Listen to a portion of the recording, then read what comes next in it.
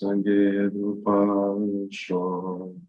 Sangye Chodan Soki Chonam Chancho Badu Dani Katsuchi Dagi Jinso Gipetsunan Rola Penche Sangye Rupa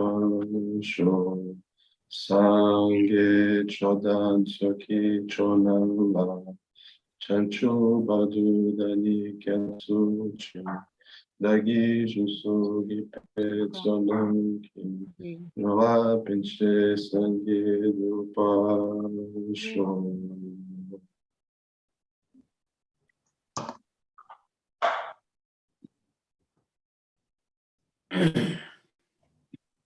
So, Geshe, I'm so sorry, my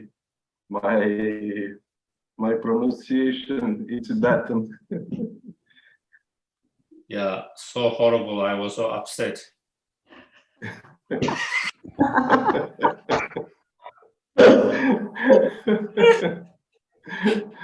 No, you did great. You did very well. Thank you.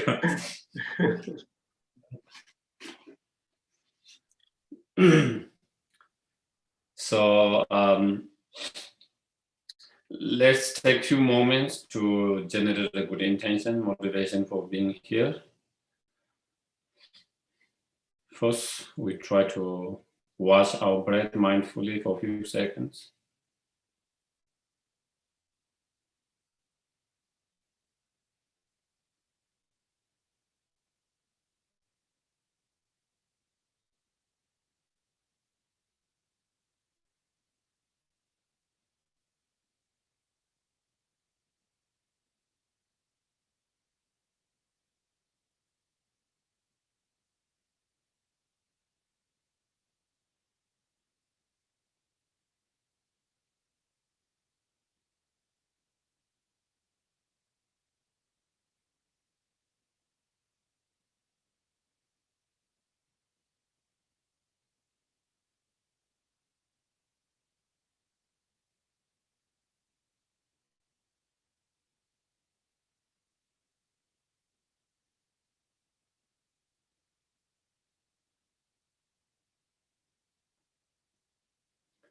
Then we can try to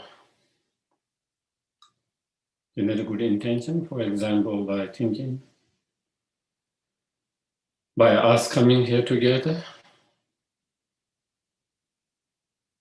giving our precious time to listen and to reflect, contemplate on what we have been listening. May it be cause and conditions to encourage and inspire us to engage in the practice of six perfections.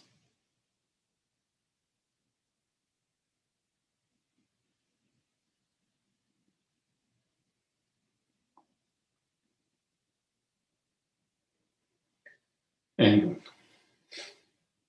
by engaging in practice of six perfections, may we be most help and benefit to other sentient beings through our three doors, body, speech, and mind.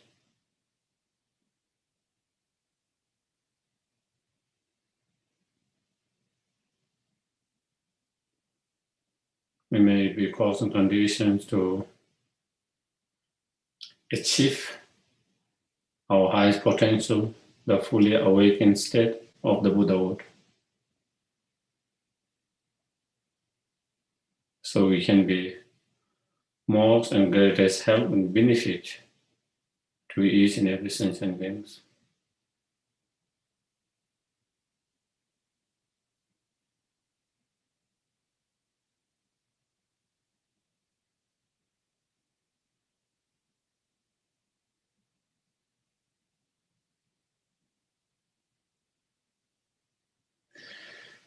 Okay.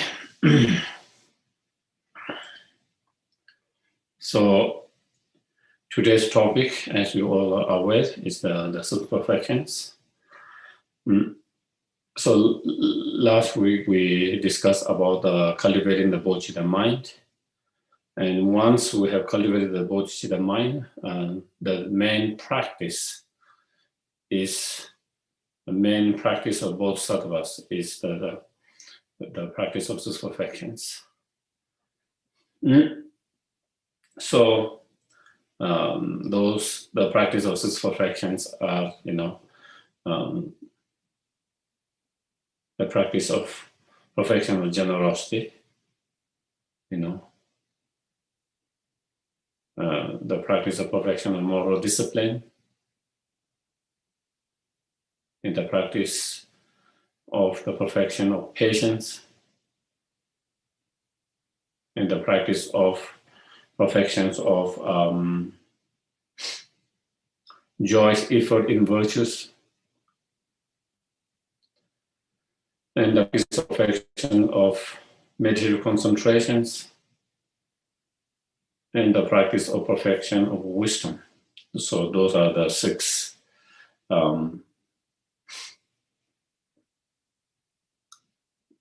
perfections. Even though there are many forms of practice of the bodhisattvas, but these are the core, the main practice, the principal practice of the bodhisattvas on the path.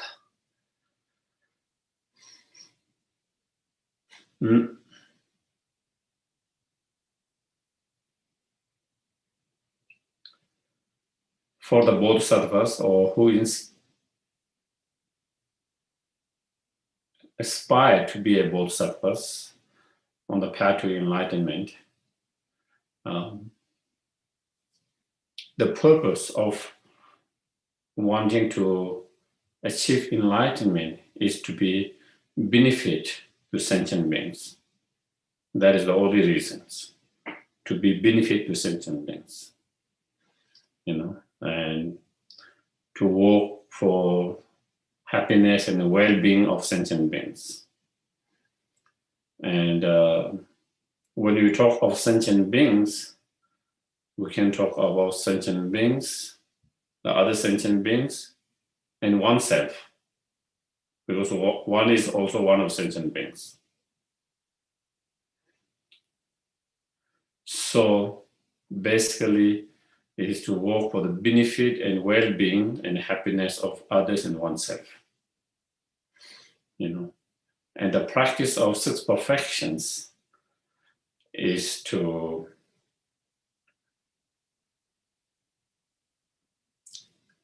fulfill, that wishes,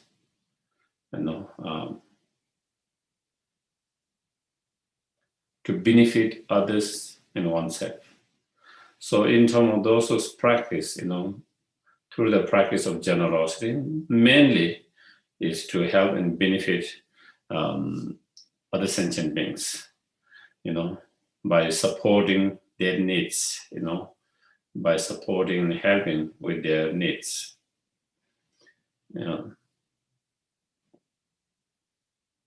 So that is practice of generosity. Through your practice of generosity, then you are able to relieve or reduce the sudden form of pain and sufferings of others.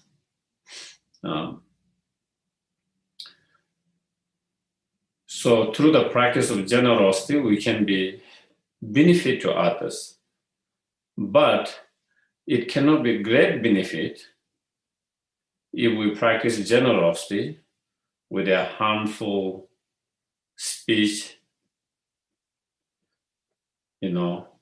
thought, or harmful physical actions.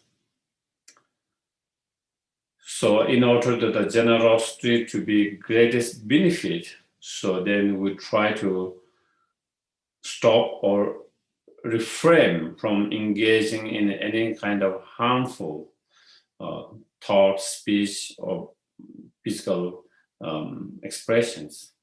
And so the practice of moral discipline helps to do that. That is what moral discipline. The practice of moral discipline is to restrain or refrain from any harmful and hurtful physical actions and verbal action and mental actions. And so, that is where the moral discipline comes, So even if you try to stop and avoid any kind of harmful action through any of the three doors, but if someone tries to harm you, even you try to avoid harming others, and instead trying to be helpful with practice of generosity and moral discipline. But if they try to hurt you and harm you, then if we retaliate for the hurt and harm they did to us with the anger and hatred, then we cannot perfect and complete the practice of moral discipline. Then we kind of, the practice of moral discipline, cannot be perfect completed because now we have harmful thought. The harmful thought of anger and hatred. And so therefore, in order to perfect and complete the practice of moral discipline that support the practice of generosity, then we need to practice the patience.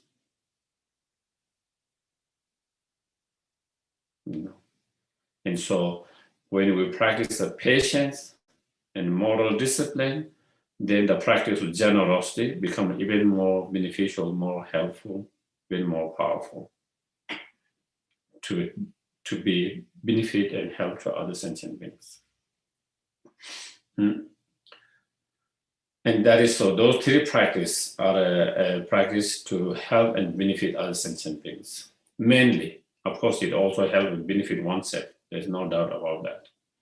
But principally, and then in terms of fulfilling one's own wishes, is to achieve, total freedom from the samsara and suffering and the delusions. And in order to totally free from all the delusions, all the suffering and the samsara, then we need to cultivate the wisdom that relies the ultimate reality, the ultimate truth. So we need the wisdom of special insight.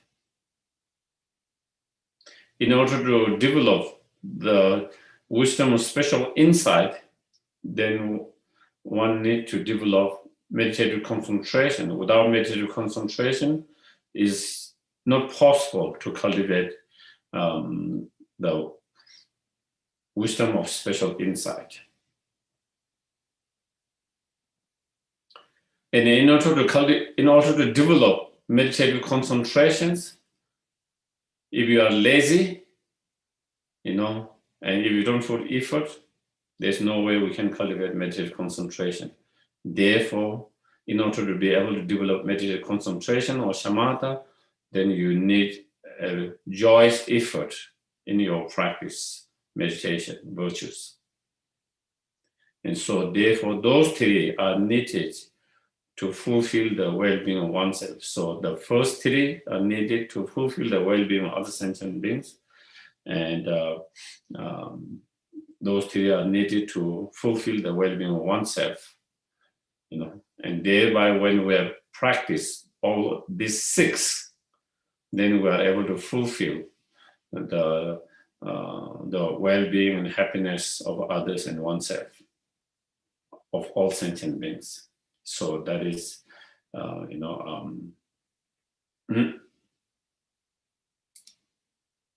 that is why there is the practice of six perfections, And it is also mentioned in terms of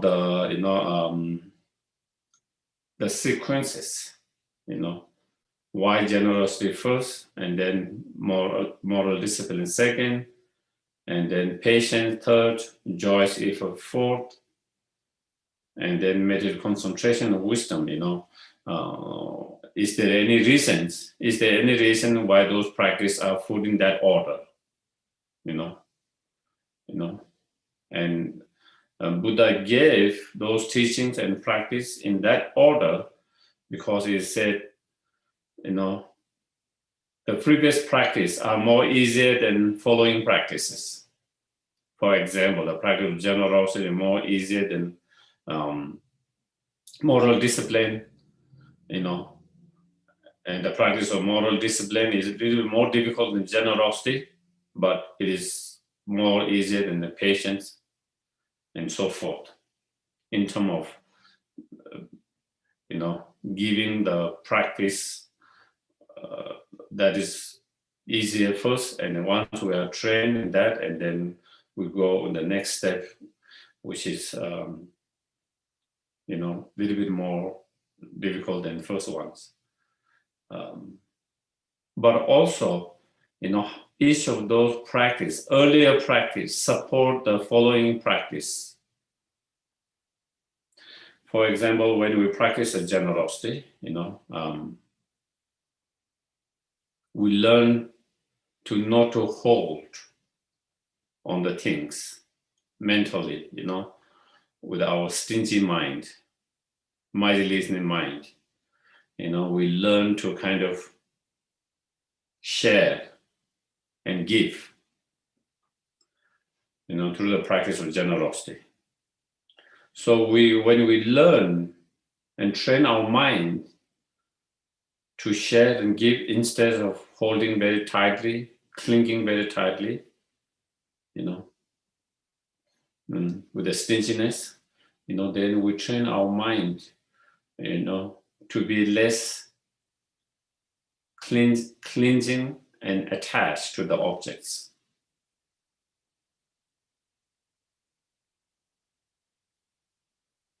And when you're less attached to the material things or any objects, it's much more easy when you have that practice as a foundation, good practice of that. Then it supports the practice of moral discipline. It helps to practice moral discipline. It makes practice of moral discipline more easier now because of your practice of generosity. Because, one of the reasons why we are unable to keep our precept, commitments, and vows, which are part of moral discipline, and to avoid from engaging in any of the harmful action through any of the doors, one of the reasons is because we get due to distraction, a lot of distractions, because of distraction by the attachment. Due to the distraction of attachment, then we are unable to keep the precepts most time, and the vows, the commitments, and not being able to practice a moral discipline. But through the practice of training in generosity, you have learned to be less attached. And so when you are less attached to things, objects, then you have less distractions.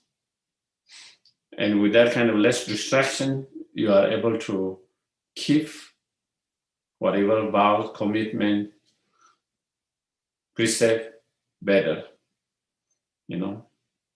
and to be able to practice moral discipline more powerfully, more stronger.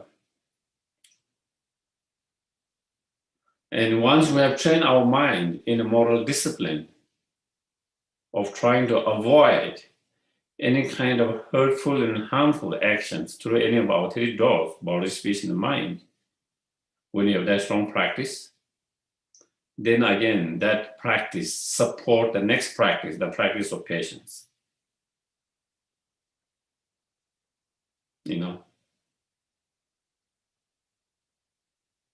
So even when someone is not nice to you, even when someone is not so kind to you,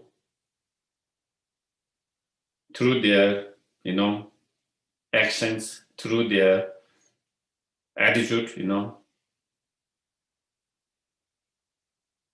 we will not lose our patience and try to retaliate with anger and hateful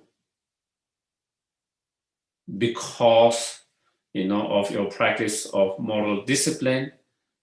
You have some training and practice to avoid having any kind of harmful thoughts.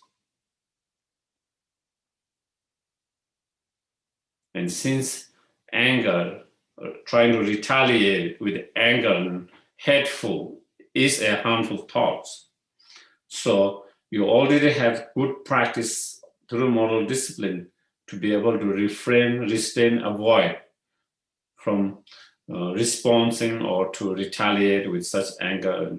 And so therefore that support the practice of patience.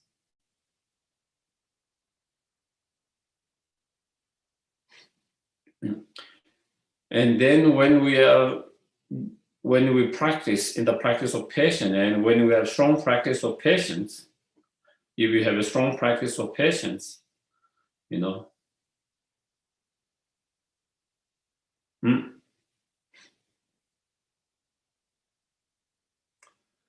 wouldn't be so impatient with your practice. You wouldn't be so impatient when you are trying to help and benefit others. You would not be so impatient,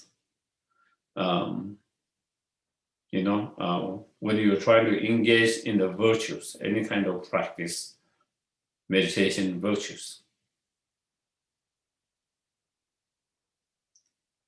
And when you don't have so much impatience, then you will have more joy.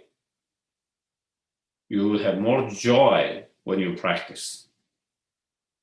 You will have more joy when you're trying to practice meditations, whatever form of practice, when you are trying to help and benefit others.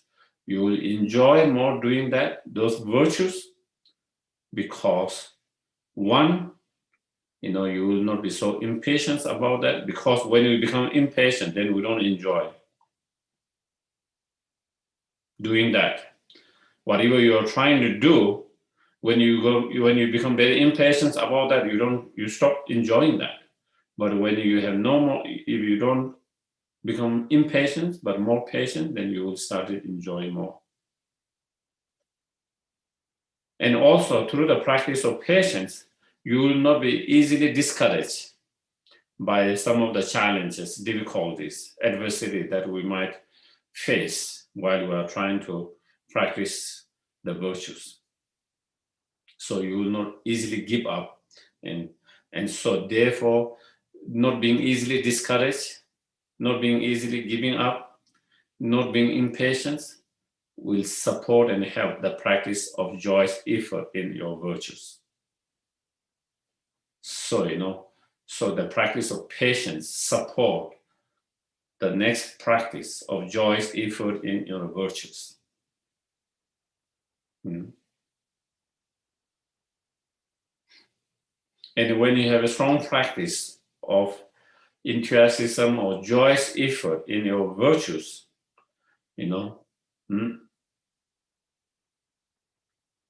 without any kind of laziness,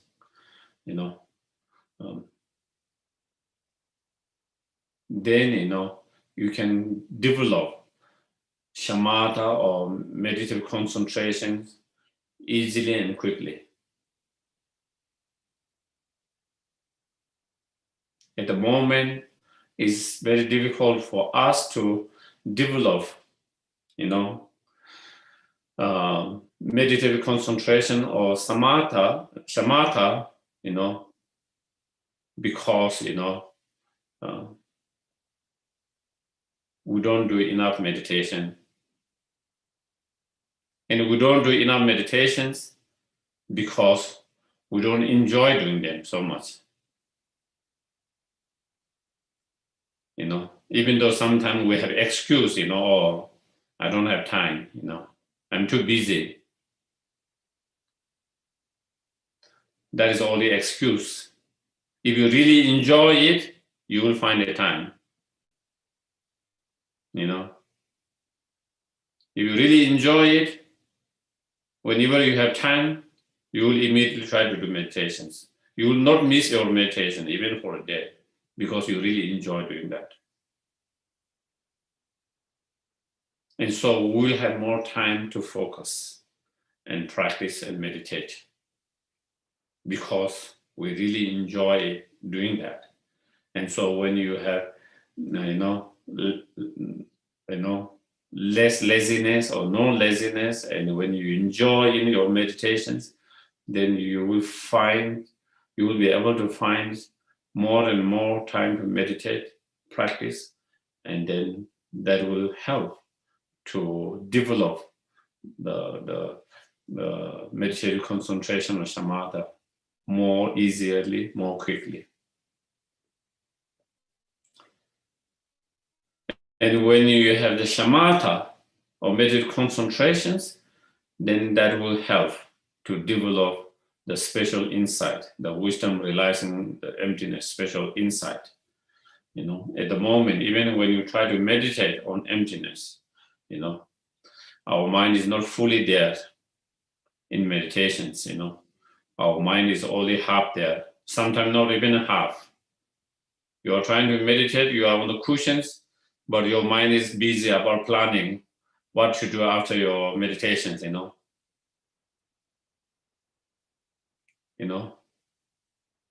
Your mind is already starting, oh, maybe I should make a coffee, I have to take care of this, or I have to go to the job. All this, your mind started to, so your body is there, your mind is not totally there in the meditations. And our mind is wandering here and there, sometime in the past, sometime in the futures, but not being in the moment there. And that is why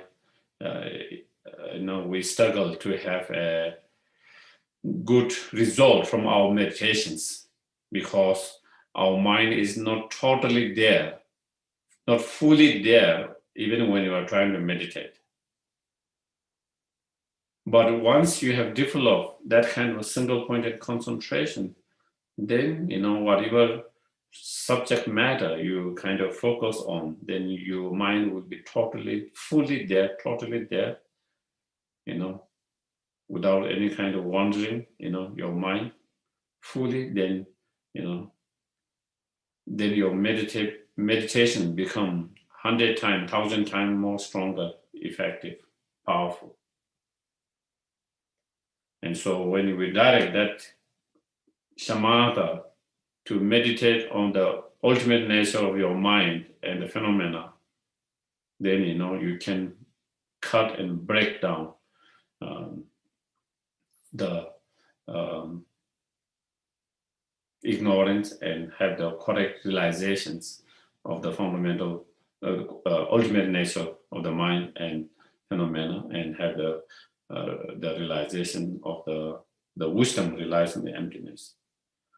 So that is how, can you see how each of those practice support the next practice, And so again, that is why this order of practice is given. So, when we train in the first, then that help us to build some kind of foundation, support that helps to the next practice,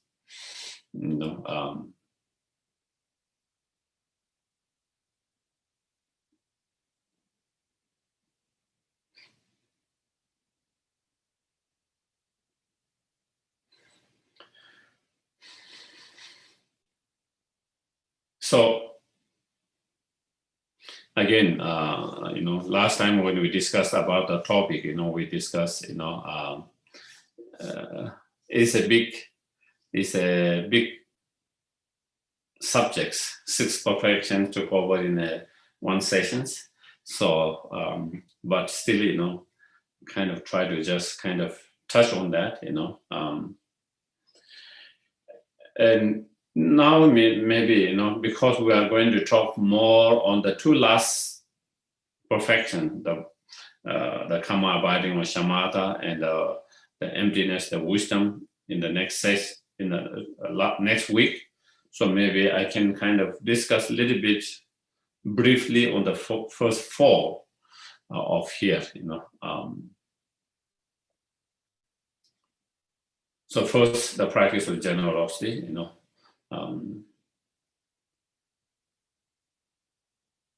the practice of generosity is a state of mind. It's a state of mind,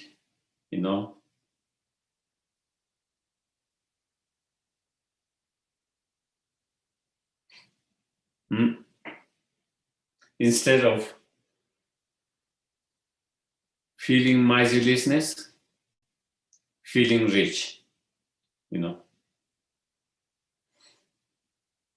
Normally, why we are unable to give, why we are unable to share, because of our miserliness mind.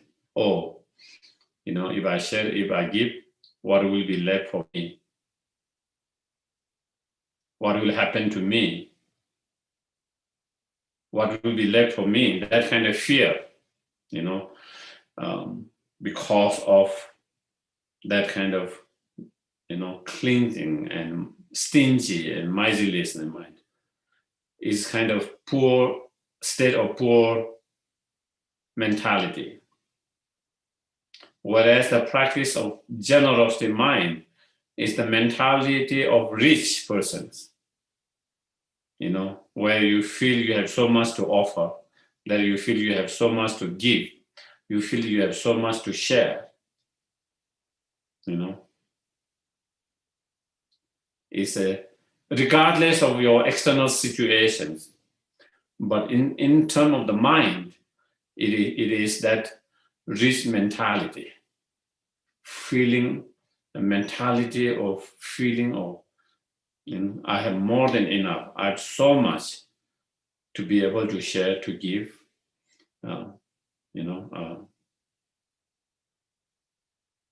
so that, And when we train that, we train our mind, training the mind to be able to share, to be able to give, to be able to share and to be able to give.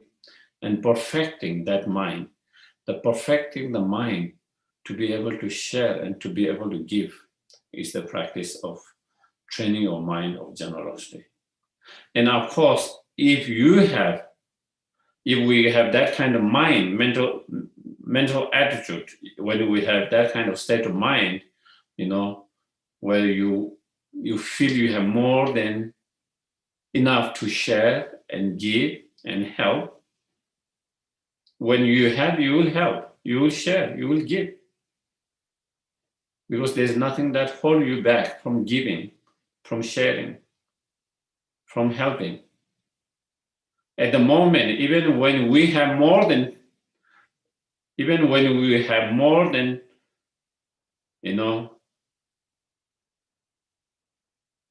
have more where we can share and give, help, we are unable to do that. Why? Because we don't have that mind, strong mind, the willingness to share, to give, So it's, once you have trained your mind in that, then, if you have, you give, share, and help. If you don't have, also you train your mind. Even if there is nothing physical object that you can share and give, but still you have this mind to be wanting to share, wanting to give. And through that, you perfect your practice of generosity, by training in that way.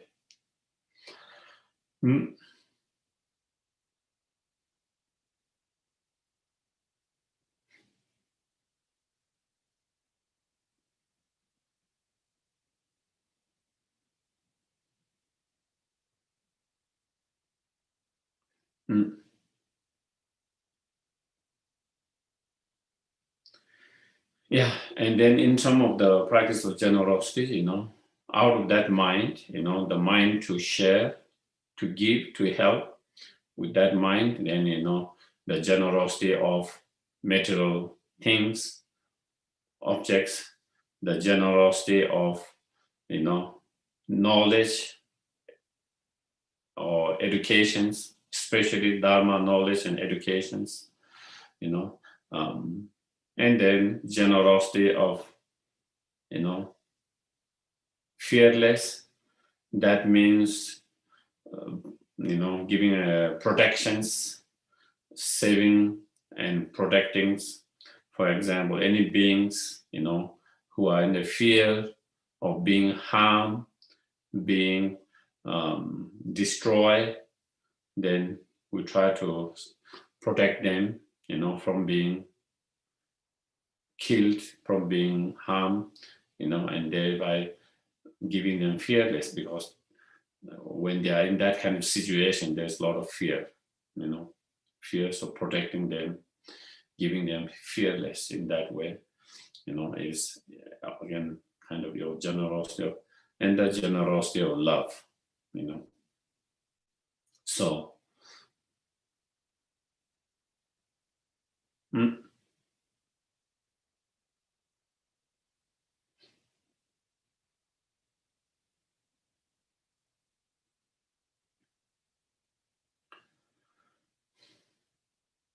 and many of the developed countries, one of the problem nowadays, one big problem is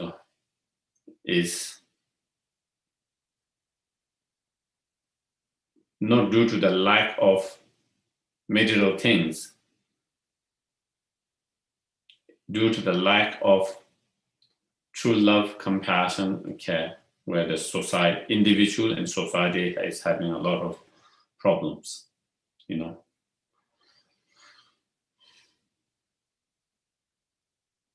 Children growing up without receiving the love, compassions, you know. The society growing up without receiving the love and compassions. And that creates kind of, you know, emotional, mental problem in those individuals who have not received love and compassions.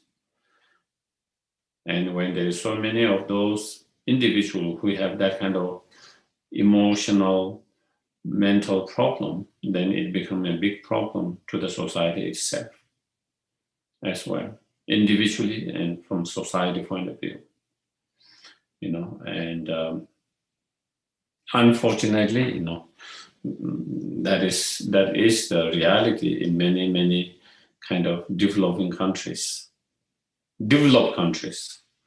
including here in the United States, you know. And one of the key to solve such problem is, you know,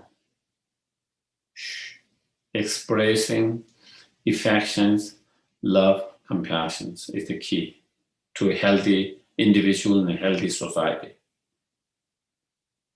You know, when individuals receive and feel affections, love, and compassion from others, they feel more safe, more secure, more trust in others. Not only they feel more trust in others, more feeling of more security, you know, more peace, but they also express same way more affection to others, more love to others, more compassion to others. On the other hand, if you don't, as a child, in generally speaking, an individual who grow up without receiving such affections, love, compassion, who have not received them, they don't know what love, compassion, affection. So they don't know how to show to others as that. And because of that, they have less trust in others. They have fear of others, you know. They feel insecure.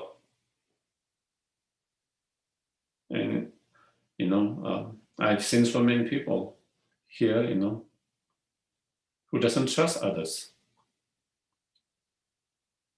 They cannot trust any other beings.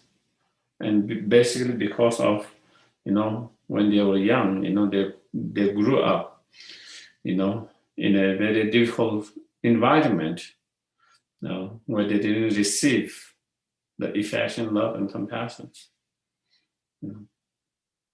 So it's very, very crucial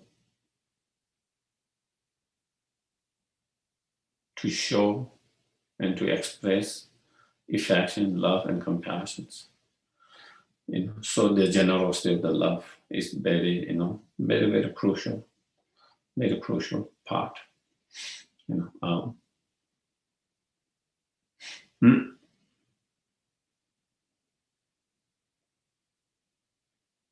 So that is,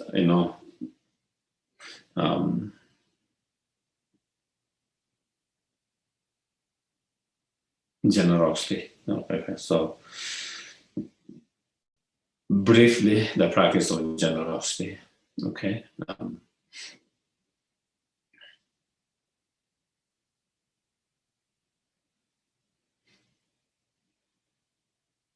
Yeah, I guess maybe,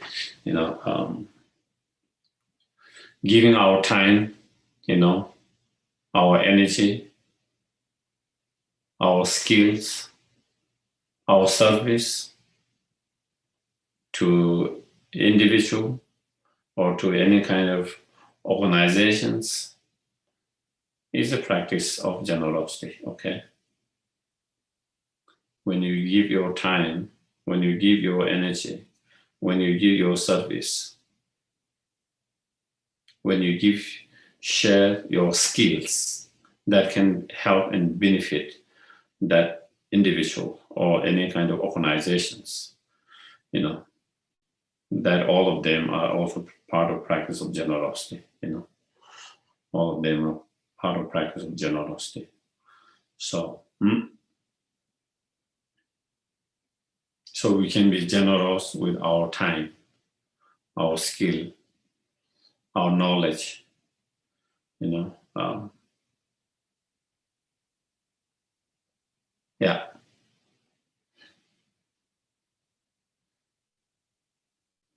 And the next is the practice of moral discipline, and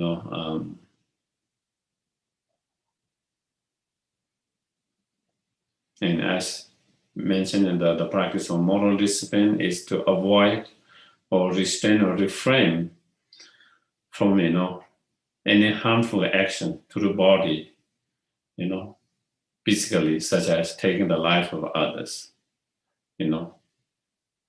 stealing, and engaging in sexual misconduct. By engaging in such actions and behavior, it harmed and hurt others. Or avoiding and restraining, refraining from hurtful and harmful speeches, such as lying, engaging into a harsh speech, divisive speech, or meaningless idle gossips. Again, through such speeches, such as speech, then again it hurts and harms another sentient beings, one sentient beings. And then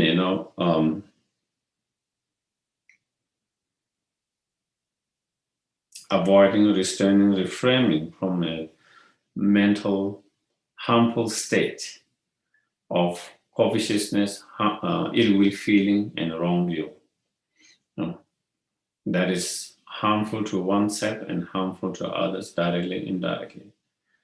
And so avoiding, restraining, refraining from such kind of actions, harmful action from any of the door is the moral discipline, So it is a part of practice, to help and benefit others.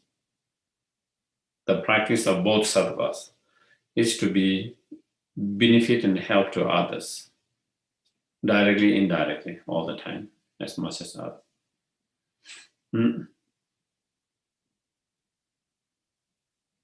When we avoid that, how do we help others? By avoiding that, we stop you from creating more suffering and pain to others. If you don't avoid such actions, you create more suffering and harm to others. You know, the sentient beings are already dealing with so much suffering and pain in their life, challenges, difficulties. And on top of that, then we create more suffering and pain due to our such, any of those harmful actions, So when we stop, when we avoid that, then, we are protecting them. We are protecting them from receiving harm. We are protecting them from receiving the harms. So that is how it is, benefiting and helping others. The Bodhisattva practice is try to help and benefit as much as possible. If you cannot help and benefit, at least on minimum level, don't hurt and harm others. At least do not hurt and harm others. And that is, one of the practice on the practice of moral discipline help to do that. And then in terms of moral discipline of the Bodhisattvas, then again you can see, the moral discipline of Bodhisattvas, restraining or refraining from misdeed, which we have just described, and then moral discipline of Bodhisattvas in engage in other virtues, and the moral discipline of Bodhisattvas of helping and benefiting others. So on the basis of that moral discipline, that as the foundations, on top of that, then you engage into more virtues practices, whatever different virtues practices. But on the basis and foundation of moral discipline, so you try to engage in other virtues as many virtues as possible. So that is the moral discipline of engaging in the virtues. And then on the basis of moral discipline, that is again avoiding from harming and hurting others. On top of that, you try to be help and benefit to others, whatever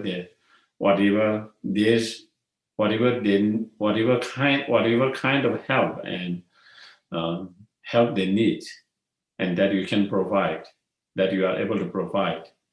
Whenever we have the opportunity and whenever we have the capacity, ability to be help and benefit, then trying to help and benefit according to our own capacity, ability, on the basis of that moral discipline, So, as Nagarjuna said, and as in the sutras as well, the moral discipline is the very foundations of all others practice. It is said it is like the earth. It's like the earth that is the foundation for all the plants and living beings. From this earth, then we have all these plants grows. They all are dependent on that. The living beings who are in this earth, whether it's animals, or whether it's human beings and other form of living beings, they all are grounded or dependent on the earth. Same way, all other virtues realization practice are very much dependent on the practice of moral discipline.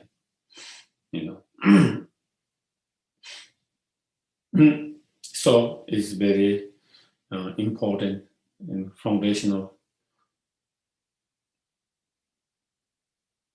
important practice, very important practice. And that is also when Buddha taught the teaching and practice on three higher training, to release from all the delusion and samsara and suffering. First he taught the practice of moral discipline.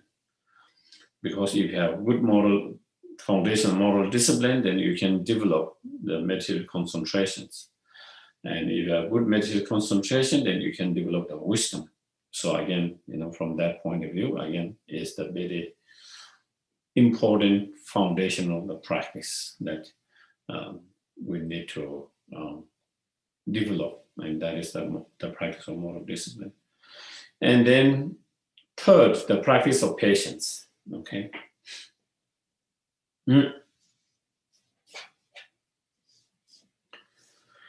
The practice of patience is the mental state, your mental state, not allowing your mind to be disturbed, not allowing to your mind to be disturbed by someone's actions, someone's behavior, some attitude, whatever the, sometimes due to certain people's, harmful physical behavior, or sometimes because of their sudden speech, harsh speech, or sometimes because of their attitude, then, we lose our mind and we get frustrated and upset and angry,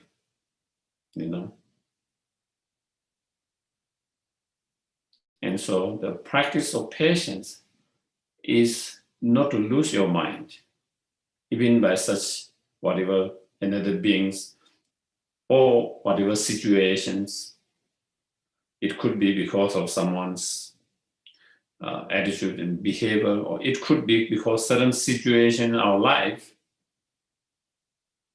or surrounding environment where we lose our mind, where we get frustrated, upset, and angry.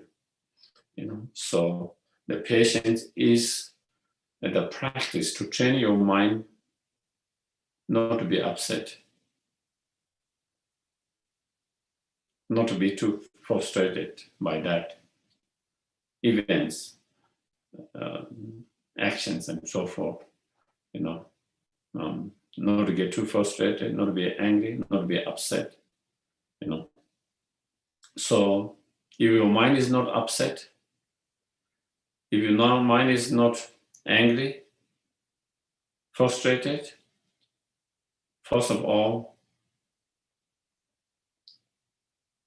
you will find more peace in your mind, in your life. Okay?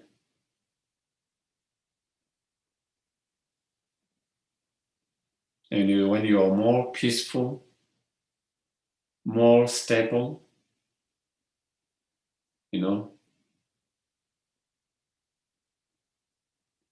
then we harm others less. We harm others less. If you observe ourselves, when do we become more harmful and hurtful to others is when we lose our patience. When we lose our patience and when you become upset and angry, that is when we become more mean, more unkind.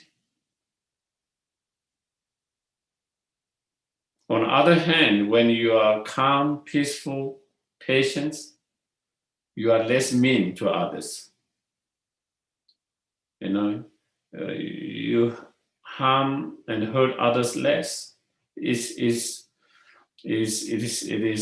our experience. So it helps you, it helps others. It helps you and it helps others. It helps your state of mind now and it helps your future's mind. And so it is patience is very, very important positive qualities that we need to train and develop. Extremely important. You know,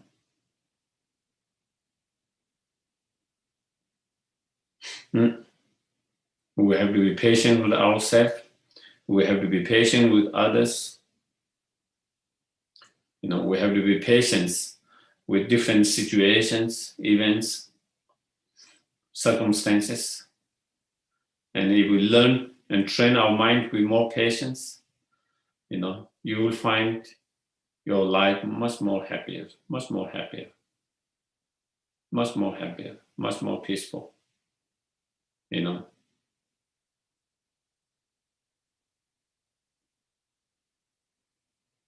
It's like the stillness in the bottom of the water, you know. In the bottom of the oceans, there is a stillness. And no matter how many waves on the surface, it doesn't disturb that stillness. Do you get it? Big waves comes and goes on the surface, you know. Huge storms, waves, big and small comes and goes, but it doesn't disturb the very stillness on the very bottom of the oceans. And that could be our life, you know, if we have that, the strong practice and training of the patience, you know, so many waves of so many different situations, circumstances can, you know, arise. Waves of those, storm of those come arise, but it doesn't disturb your peaceful mind, your stillness mind, your calm mind. And if you have that calm, peaceful, still mind, you know, then not only you have more peace of that, but you can be able to be more benefit and more help to others. When our mind is not in peace and calm and still, then, you know, even you try to help someone, you know, you can't help well. You can't help well, you know. It's like, you know, you want to feed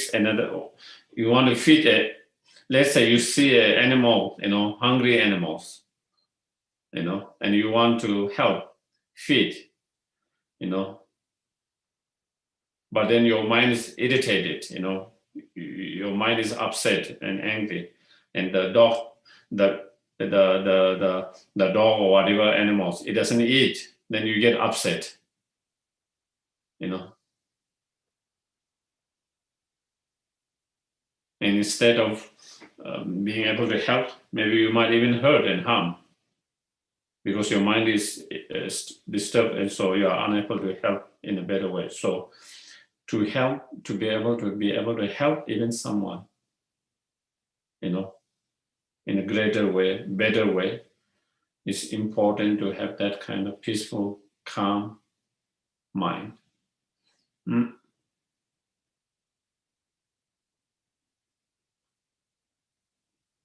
So that comes through the patience. Patient is state of mind. It's not a, you know, lot of time people misunderstand patience as something external. Do you get it? The patient is not an external, it's an internal state of mind, especially when we talk about patience from the Buddhist point of view. Okay?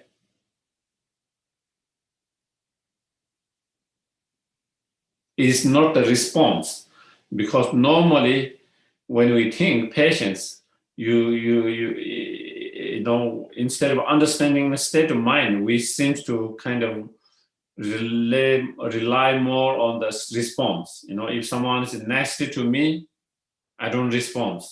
Okay? It seems like I'm patient. Okay? On the other hand, I respond. I take my stand. I stand for justice, for injustice being done to someone else or to me. It seems impatience from outside, but it could be patient, because it all depends on the state of mind. It is not depending on how that person whether that person responded or not responded, but it's on the basis of with what state of mind and with what state of mind did you respond or not respond. While your mind is patient, because your mind has not been disturbed by that person's behavior or actions or attitude, while your mind is calm, peaceful, undisturbed, at the same time, now you have the choice whether to respond or not to respond. If it's to respond, what is the best way to respond? And as long as you are responding or not responding from the state of that calm, peaceful, undisturbed mind, is patient, whatever action you take. It's patience, whatever action you take. On the other hand, if mind is disturbed, if my mind is disturbed, agitated, upset, and angry of that person's actions, behavior, or attitude, even I keep very quiet, very silent, not respond, not say anything, not do anything, is not a patience. From outside, it looks like a patience, but it's not really patience because your mind is very disturbed, upset, agitated, angry. So that can't be patience. So it's very important to be clear on that, in our understanding what a patience is from the Buddhist point of view. It's that state of mind, because sometimes when you talk about patience, people misunderstand. And then, if you practice patience, that it means you allow other person to take, advantage of yourself or someone else. Let them do whatever they are doing, even if it's harmful. That is totally misunderstanding. It's totally misunderstanding of what the patience is. In terms of the patience, again,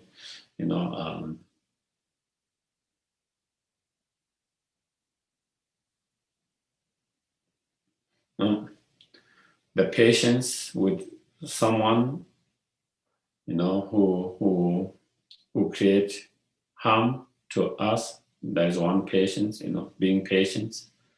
When someone try to engage in some harmful actions, hurtful actions, trying to hurt and harm, being patient. Again, being patient doesn't mean you don't protect yourself or protect someone else. Are we clear on that? Doesn't mean that we don't protect ourselves. If there's a way to protect ourselves or to protect someone else, if someone trying to hurt and harm. But the important is, even when someone tries to hurt and harm either yourself or someone, to make sure your mind is not disturbed and agitated and upset and angry. Try to keep your mind calm, peaceful, still. From that basis of that calm, peaceful, still mind, then you have to protect yourself and protect others, if there is any way we can protect. So that is the patience of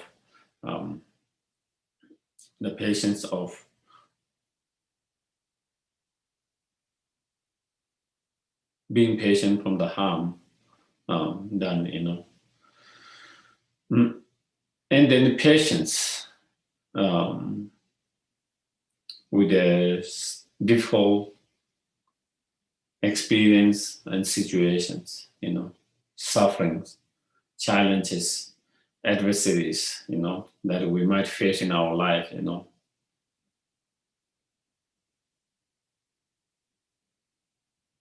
sometimes due to, whatever,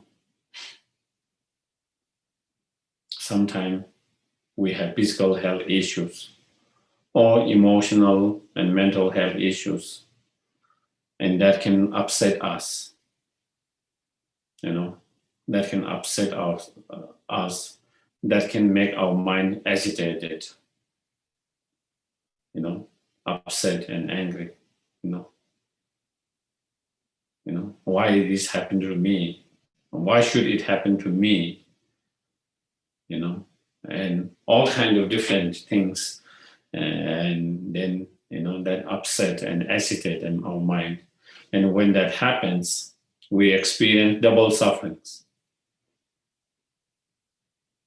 One suffering due to certain my physical conditions, I'm suffering physical pains.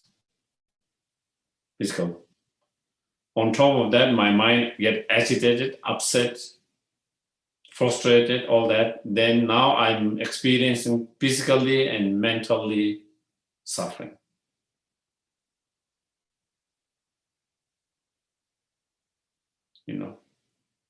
On the other hand, if we learn and practice be more patient, and if we're able to keep our mind more patient and not be so upset and agitated and disturbed by that events or that conditions, we might have some physical pain and physical difficulties, but at least your mind is not such a pain.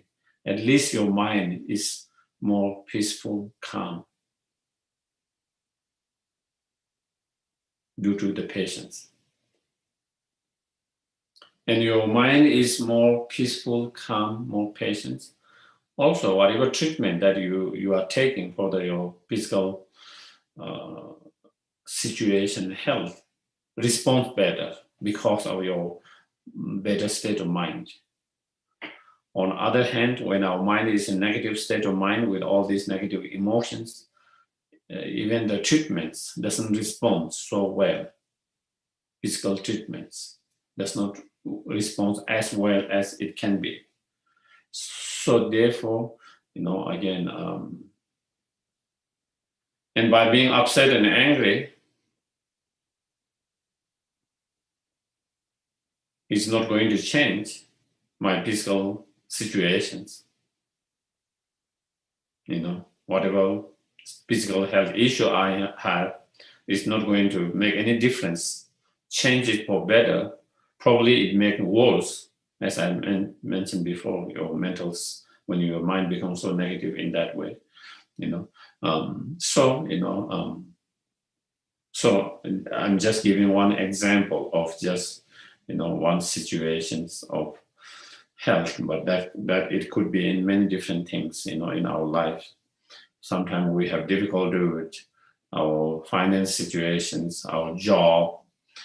Sometimes we have difficulty in our relationships, up and down. Sometimes the relationship, different kind of relationships. Sometimes is relationship between husband and wife, partners, boyfriend, girlfriend. Sometimes it's a relation between our parents and children. Sometimes it's a relation between the siblings. Sometimes a relation between the friends, colleagues, where it doesn't go so well, and when we have a lot of challenges, where due to misunderstanding, miscommunication, due to certain actions, whatever, And so again, when those kind of things happens in our life, when we face those different challenges, different adversary situations, whatever different kind of that, making sure that those events, those situations, those circumstances, not making sure that they don't affect our minds so much to become so much negative, where we become so upset and angry and, so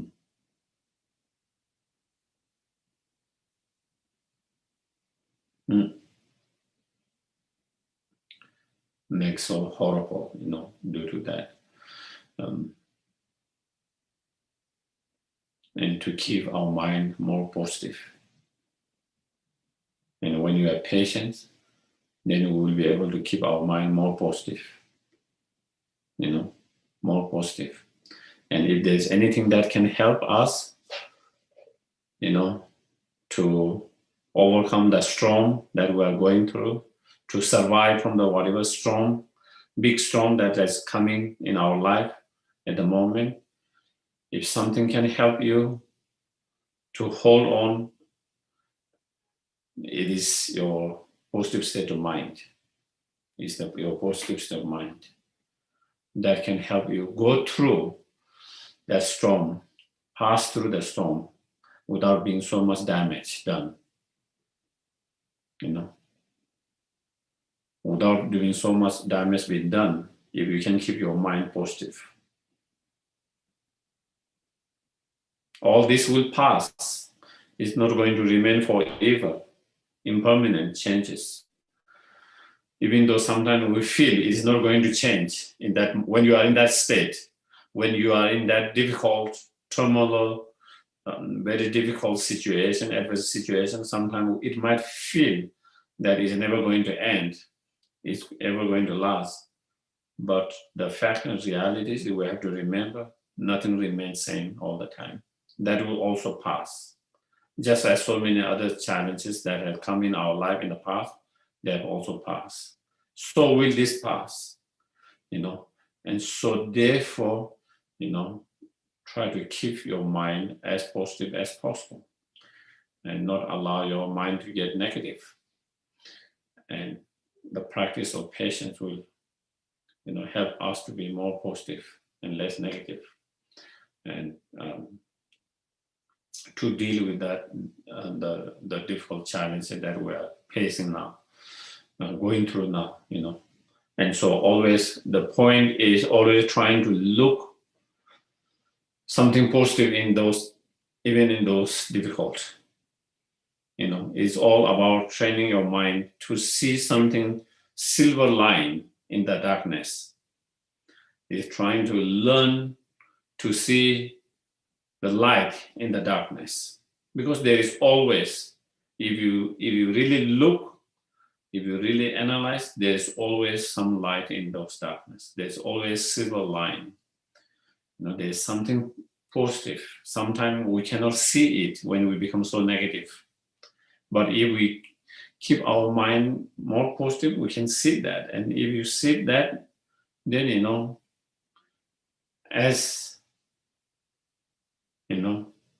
it would not be too overwhelming. It will not be too overwhelming and overpower you to become such a to make you such a negative and have a negative feelings, negative thoughts. So so that requires mind training. Always learning to live, always learning, training to see something positive in whenever things doesn't go the way we want, the way we wish, always trying to learn something positive in that, something goodness in that. And through that, by focusing on that goodness and positiveness, instead of focusing on the negative and the bad things, then we can keep our mind more strong, more positive. And that's the key. And then, being a patient in our practice as a bodhisattvas, someone who is aspiring to be bodhisattvas, someone who is trying to be on bodhisattva path, or at least aspiring to be on bodhisattva path, when you are trying to practice, it's not going to be smooth and easy all the time. When you are trying to be kind and compassionate, nice to others, it's not always going to be easy. Sometimes you will face a lot of obstacles, a lot of setback, difficulties, even in our Dharma practice. When you are trying to do Dharma practice, when you are trying to meditate and to be better persons and so forth, sometimes we face some setbacks, sometimes we face some obstacles, difficulties, and sometimes we are unable to, get the result that we want from our practice.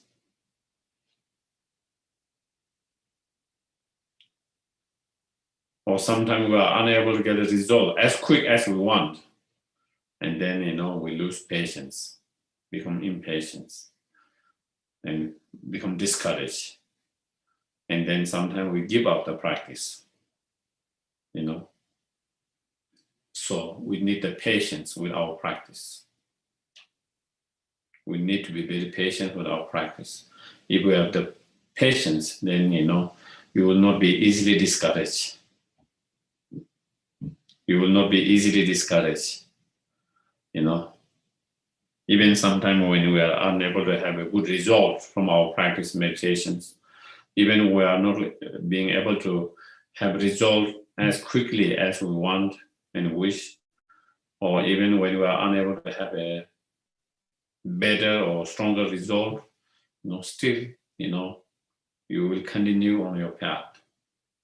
You will continue your path without losing the path, without giving it up, without being discouraged because of the patience. If you don't have the patience, if you are impatient, then when we have some of those obstacles set back, then you can easily be discouraged, you can easily give up, you can easily lose the path, And so that is another patience that we need, And so that is about patience and the joyous effort in virtues, to have the joyous effort in virtues or perseverance in our virtues, then that is the fourth perfection, or the fourth perfection of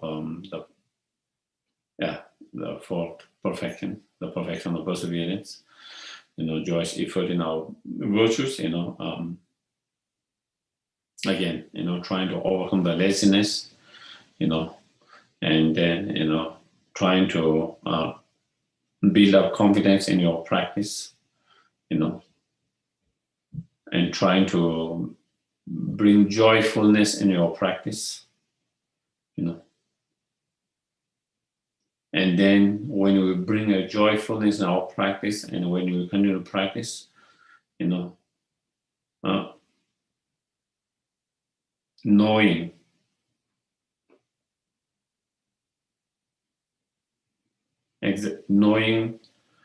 when to push and when to relax and rest. That is another key to have a kind of joyous effort, enthusiasm in our practice. Sometimes we get too excited about certain practice, too excited, too much enthusiasm. And then you do, you push yourself to the practice too much and not learning how to rest and relax when it needed.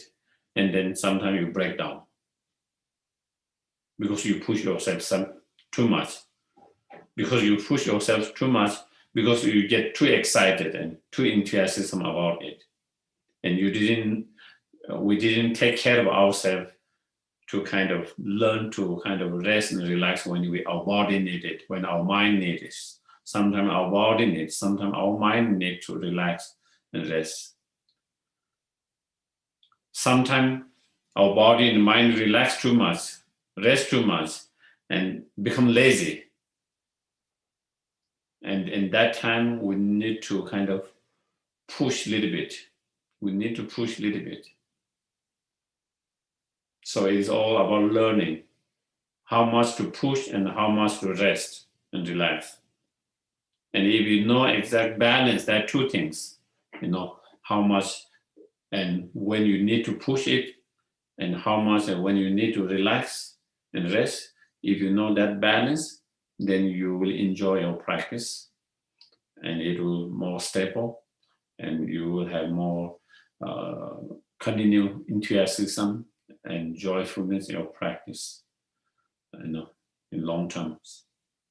And so that is a little bit on a kind of joyous effort, So again, those who are interested in learning more of those topics, of course there is Lamrim, and if you want to go more deeper, then you can read Shantideva's Guide to Buddha's Way of Life. In chapter 7 is all about joyous efforts. Chapter 6 is on patience.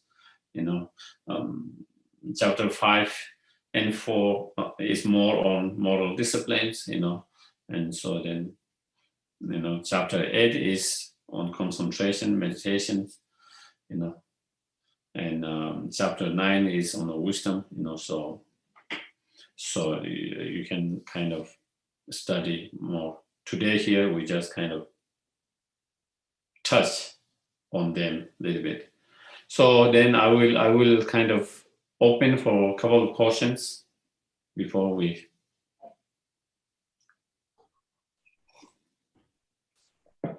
So we are going to ask you to put on the chat some questions. Geshe, there is one person that made a commentary already, and she said, "Oh, now I understood what patient is. Thank you very much."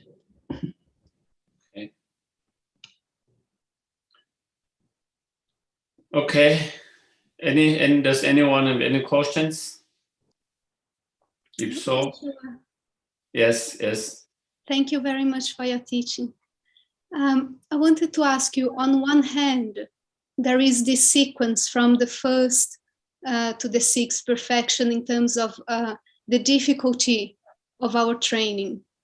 On the other hand, is it possible to achieve the perfection of patience without understanding the wisdom? Is it possible to really get at it? Or just a level that allows us to go a little bit further?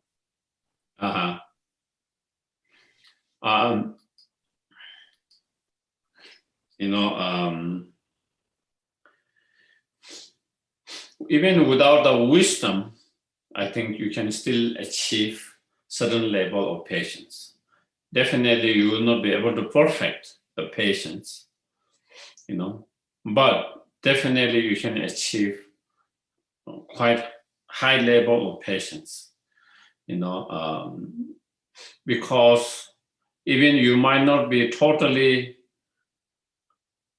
free from the anger, subtle level of anger without the wisdom, but still you can, through practice of patience and other practice, you can still kind of, through the practice, you can still kind of subside the subtle anger from manifesting. So if it doesn't manifest, then, still, then it doesn't disturb you. It is there, but the potential is there. It's not fully gone, but still it doesn't disturb you as long as in that state of the mind. And so therefore, still you can have a high level of patience, but definitely in order to overcome the anger, even the subtle level, then definitely you need to completely cut the very anger from the very subtle level, from the very root of it. Then you need the wisdom. Yeah. Yes. Is there a way to develop kindness toward bad people and still prevent the bad from spreading? Yes, definitely. We have to, as it is mentioned by Shantideva in his, patient chapter, and many of the mind training, Lojong and Lamrim and that, it is very important to differentiate the persons and persons' actions. We try to develop loving kindness, compassion to the persons, and we try to stop that person's action because it's harmful. So there wouldn't be any contradictions to those two things: feeling compassion and kind and love and affection to the persons, but at the same time, totally standing up towards that person's, harmful behavior and actions by separating those two things, the persons and the person's actions. And the person's harmful action that's driven by their afflictive emotion, the delusions, not because they have control over their delusion and still they decided to harm others, but because they are totally overpowered by their own delusion. They have no control over their own mind in that moment. They are totally being overpowered by their own delusions, and therefore they act in that way.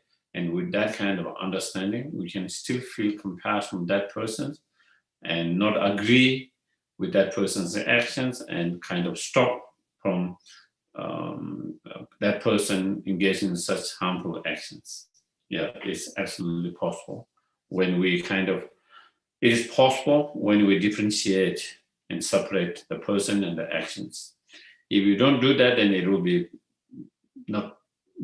difficult to feel compassion and stop that person's harmful actions.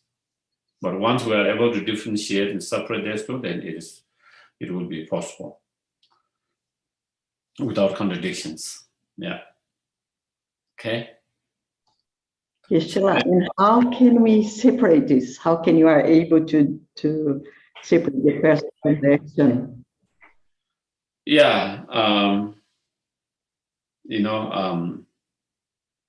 and we separate by seeing, because the nature of that person's is compassion, altruistic.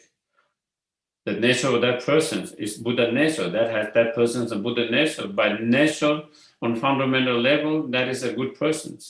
But due to environment, external environment or internal environment, imprint from the past and the delusion from the past, and then that person's behave in such a way, which is kind of opposite of that person's, which is kind of contradiction to that person's natural fundamental basic nature. And so I think that way we can is like, for example, if someone is very kind and compassionate by nature, someone you have known very well, who doesn't have any bad intention trying to hurt and harm. But then, due to certain circumstances, external circumstances, due to certain internal circumstances, there are times when he or she might lose her mind and be upset and angry. And in that moment, he or she might say something bad, do something bad. And someone who know that person, I know he or she is being upset today and behaving that way, but he or she is not that person.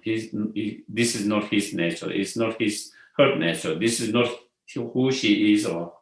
So we can see, we are able to differentiate, who that really person is and that person's particular behavior or action in that moment. Similarly like that. Yeah. So that is just a small example of that. So we can do the dedications. Yeah.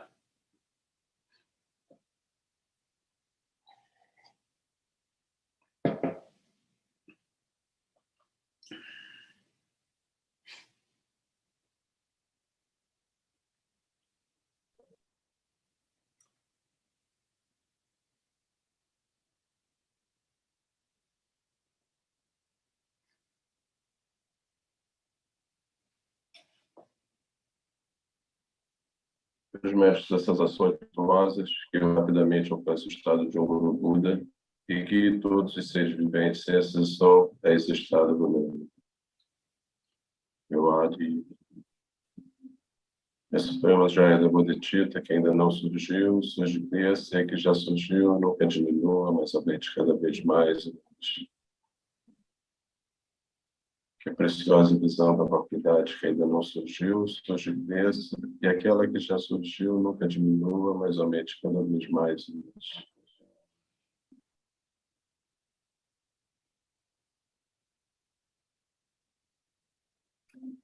Joia que concede, que realiza desejos, fonte de toda a felicidade deste mundo sem exceção, ó incomparavelmente gentil, tens enviado, eu suplico, que todos os seus sagrados desejos sejam espontaneamente realizados. Tutsum chanchi jambo gewe, ten sinkyo pewe ponzo do potse, chonsum kung ele votu du, panan so du je gontu zate shun. Thank you, everyone. And again, if you have still some questions, please write it down and bring next week. So again, yeah. Okay. Thank you very much, everyone. Thank you so much, Geshe. Thank you. Ciao. Thank you very much. Thank you. Thank you. Thank you, Geshe. Thank you, Geshe. Thank you so much. Obrigada, Sam. Obrigada, Constant.